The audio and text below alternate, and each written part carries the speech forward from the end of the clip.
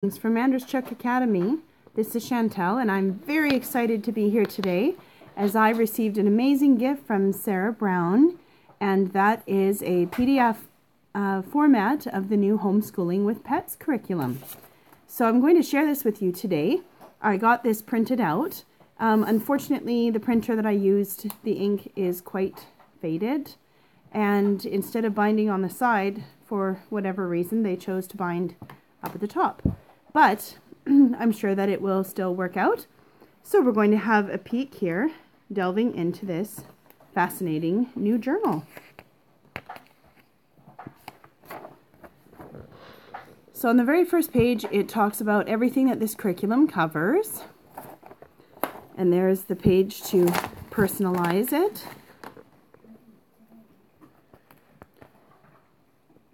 Sorry, I'm having a little trouble here turning the pages. And here, instructions, learn all about pets. So in these boxes you could draw pictures about different animals that you'd like to learn about, or perhaps they could introduce their own pets, if they have any. Interesting to note, you do not have to have pets to enjoy this journal at all.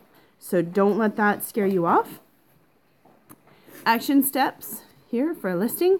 School supplies needed. Pretty basic there. Pencils, colored pencils, and gel pens.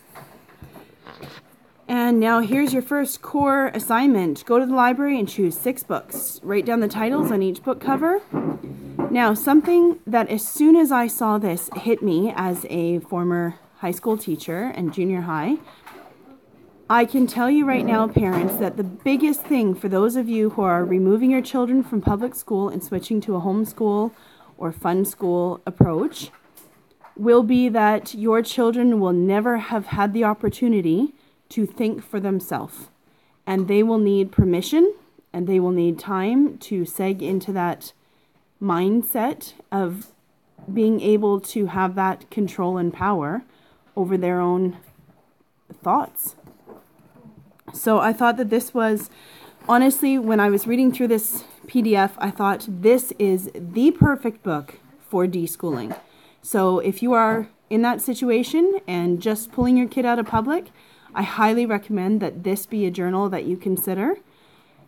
I don't think that it is age specific, as I think this would truly work for any kid from, let's say, grades 3 right through to 12. So here, when they go to the library and choose 6 books, these do not have to be pet books. These can be any books. Just let them yank books off the shelves that the cover calls to them, the title sounds funny, whatever they wish. And they can write them down. There's also down here my homeschooling curriculum, science, math, history. So history could be that they've always wondered about Abraham Lincoln and grabbed a book on him. Or it could have been, for science, it could be a book about the solar system. For math, maybe a book about money, how to make some. So any of those things. Binding's a little frustrating here. All right, it says here you may choose new books anytime and flip to the back for more book pages. Keep all your books in a basket with your pens and pencils. So now remember, if they decide that these are not the 6 that they want to work with, no big deal. Just swap them out. All right, so here, to-do list. I love that this is in a picture format. You can draw however you would like to. And now here's our first pet. So here is a fish. Looks like a fancy goldfish. And it just says, draw me. So this could be really fun. Also bear in mind that your school-trained child will not feel that they have the freedom to do anything but exactly copy that picture. Challenge them to draw the same fish in a different pose. Or maybe to draw the fish in a bowl. Right? Give them something where they're able to express a bit of their own creativity. Now here's reading time. Today's date, write and draw about what you are reading. So allow them to select whatever they want to read about and then to share it there. There's no right or wrong answer. Just be excited about them putting it down on paper. Here's some math and logic games. It's even got a neat little key here. so that they can work through. For example, 6 times what equals 36. So then they can go up here to the key and find the code for it. So this is fun. Certainly for younger kids, you wouldn't have to encourage use of that. Now here, what did you learn about history today? What did you learn about science today? Don't restrict this to the books that they selected. In history, perhaps you were talking about, maybe they were speaking to Grandpa on the phone today, and he shared with them a funny story about, you know, farming when he was a kid, or, you know, the store he used to go to. That's history. Write it down. What did you learn about science today? Perhaps today was the lunar eclipse and you discussed it with your kids. Or you happen to have heard on the news about a small earthquake in British Columbia. So that is science. And certainly you can discuss that and they can draw a picture there. Now here, pets around the world. This is brilliant. Choose a popular pet from another country. So this could be something like guinea pigs, which in some parts of the world are pets and in others are actually food. Where in the world is this pet popular? And there's a beautiful map here. They could color it. They can draw the pet here and some fun facts, maybe a couple of interesting things that they find out about this animal. If you wanted to, you could expand on this as to what's a famous recipe from this country. What's the weather like?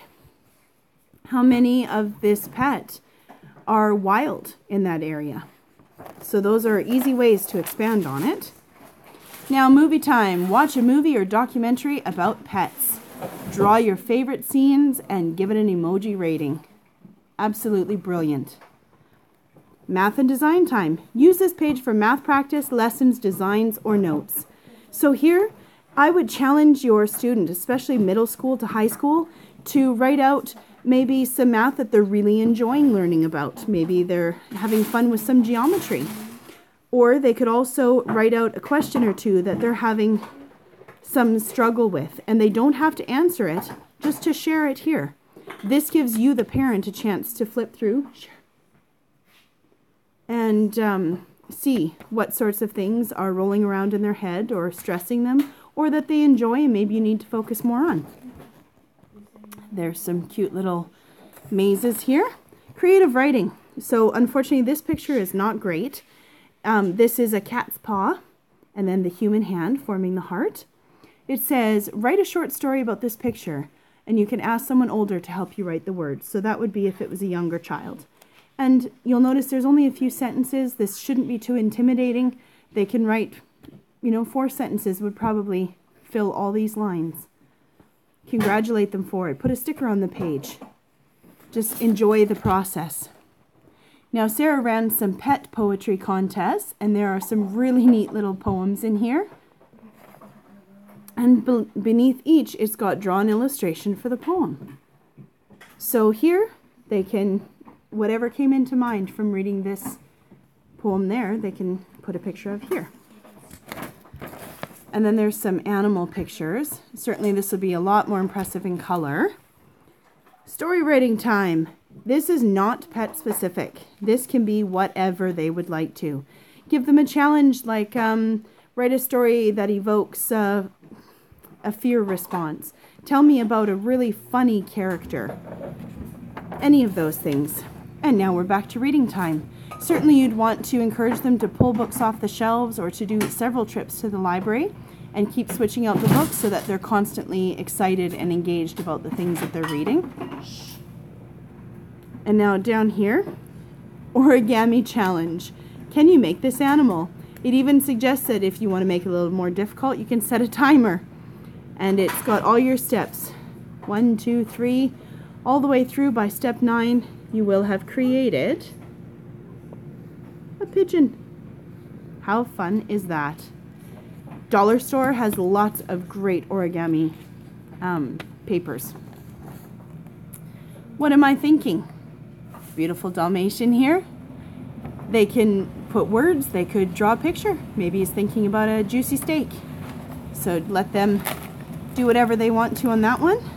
Just for fun, here's some fun coloring pages or doodling pages if they wanted to add to it. Now we're at another poem and draw an illustration for it. Spelling time. Now this one here, let them choose the words that they want to use. Either words that they use all the time, words that they've always wondered about, favorite words. Maybe they want to pick a theme like desserts and they want to learn to spell chocolate and caramel and, you know, brownies. Let them do that. Whatever they'd like. Doesn't mean that they have to fill every single line. So do as many as you think appropriate for your age of child. Over here they can use it in a sentence. They can practice writing it several times on each line. Down here it also suggests that you include 2 verbs. Great way to introduce grammar, what verbs are. Here, create a comic strip. Anything that they would like to, at all. Coloring time. Draw the missing part. So here's some pet homes. And they just fill it in, make it match. Now we're back to reading time. Write and draw about what you are reading. So for your non-literate ones so far, drawings will certainly work, and they can even dictate to you and you can fill this in for them. More math and logic games. Movie time. Now here we have our first cursive writing practice. Also a great way to introduce cursive for yours who have not yet learned this, as many public schools do not teach this anymore. And every kid I've ever known has wanted to learn and will need to sign their name. So here you go. Let them learn. Another poem. Illustration for the poem. Some dot to dots. Draw me. Here's a tarantula. Spelling time. Choose a pet. Look in your books for 10 words that have some of the same letters as this pet.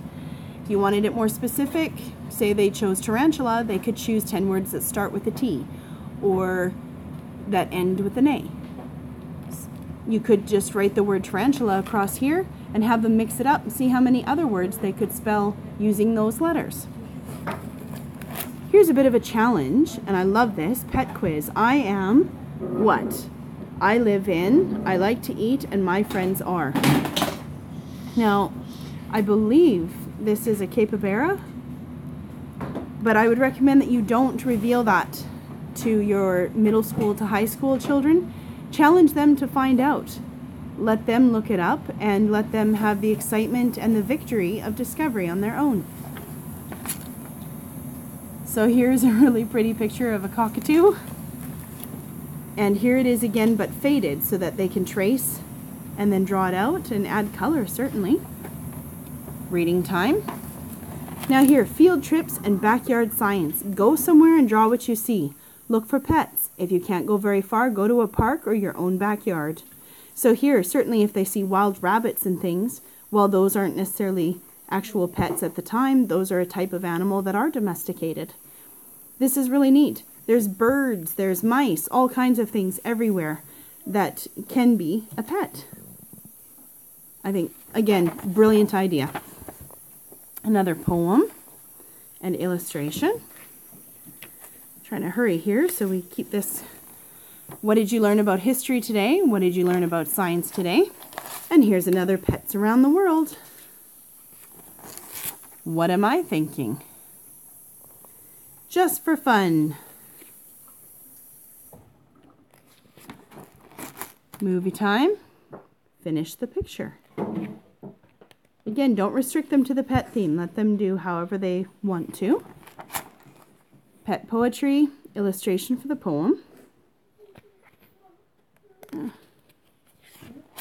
Reading time, math and logic. Spelling time, again, comic strip. I love how she has it mixed up where it's like something academic, something creative and free. Coloring time. Draw the missing part.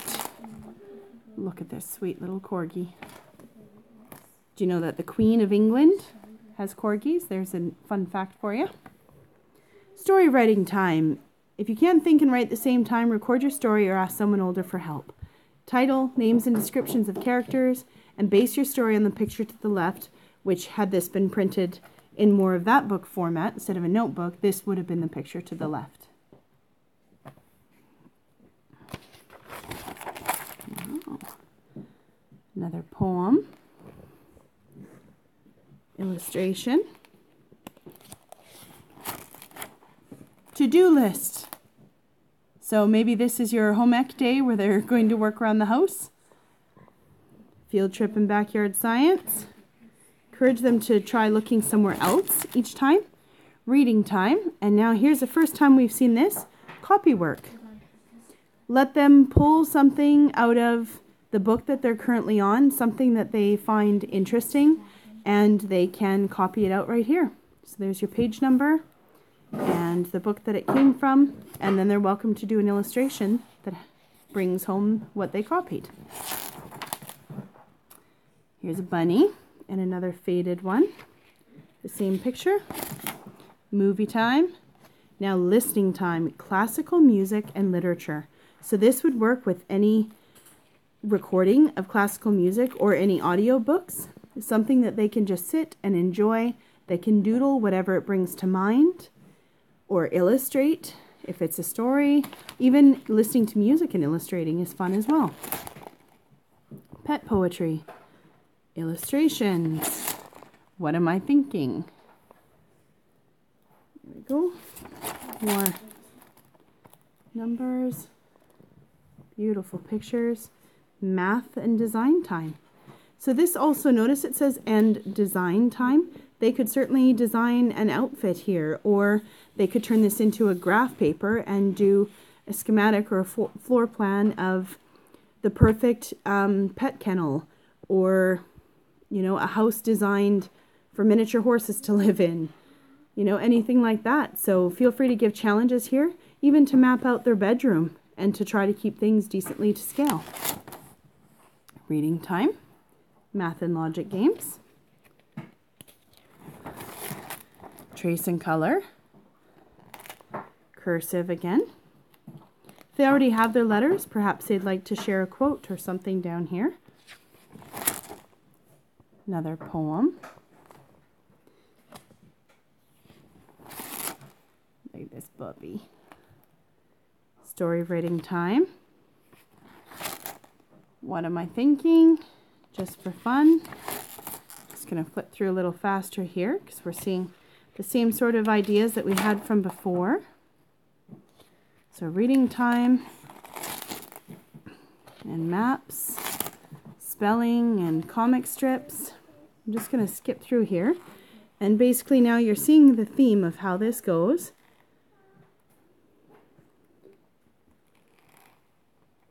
All kinds of neat mazes and things. Very, very full journal.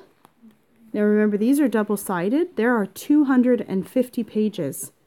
So double-sided, 125 here. So there's a lot to go through and to keep engaged. This could very easily develop into a year-long curriculum, or to be the main core of a curriculum that you're developing. If you're deschooling, I would suggest this be the only curriculum. Now here's a pet quiz again, another animal here that they can look up. And on through. At the very end, it's got extra books. Write down the titles on each cover below and keep them in a safe place. You can read a few pages from your books daily. So they can add a little cover page if they like. There's 2 pages of these. Remember, they don't have to sit and do the whole thing in one day. Perhaps they the first day just want to do this one and share a little bit about a book that they chose to read that day, and then the next day they do the next one, and on through the books. That way there's no pressure. If they choose that this book here, they've lost interest by the time they get to it, no big deal. They pick a different one. So that way they're not having to erase. There's no wrong answers when you're learning. And this here is the Do-It-Yourself Homeschool Journal. Truly, from a teacher and a homeschooling mom, I'm telling you, this is the perfect deschooling journal. It is a core curriculum that, like I said, could easily be adapted into a full-bodied curriculum, I would say for any age from grade 3 right up through grade 12. Stress-free, fun. What kid doesn't love animals? There's 100 ways that you could spin off this. So I'm very excited to get this in color and to get enough of these that I can, I'll have to order 4 of them so I can get one for each of my children and we can get started on this. Definitely look into this, and thank you so much, Sarah. Make sure you check out Thinking Tree, and thanks so much for coming by. I hope you hit the subscribe button, and we'll talk to you soon. Have a great day. Bye.